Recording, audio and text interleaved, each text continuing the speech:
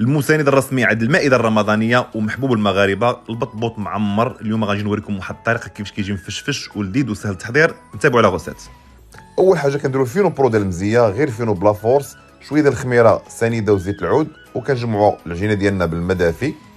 من بعد عاد كنضيفوا الملحه وكندلكوا مزيان العجينه ديالنا كيف ما كتشوفوا دغيا كتعجن دغيا كتدلك وكتولي الاستيك على هذا الشكل كيف ما كتشوفوا، وكنخليوها ترتاح لمده ديال 5 الدقائق.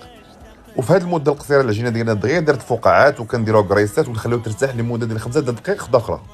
من بعد نسرحوا العجينه ديالنا بالمدلك ونحاولوا نقطعوها دي سيركل كيف ما كتشوفوا ونديروها ترتاح وتخمر على خضرها. من بعد ملي يجي يطيبوا البطبوط ديالنا ديروا الطريقه اللي غنقول لكم، كل 20 ثانيه كنقلبوا البطبوط على جهه اخرى، كل 20 ثانيه كنقلبوها حتى كيتنفخ كيولي مفشفش على هذا الشكل كيف ما كتشوفوا. وها البطبوط ديالنا واجد كيكون خاوي من الوسط ومفشفش وكيذوب في الفم.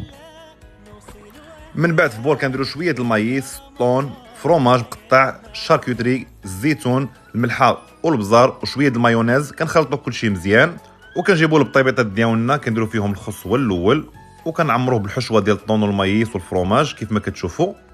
وها البطيبيطات ديالنا وجدوا وراه ساهلين التحضير وبنان، وهاد الوصفه ناجحه 100%.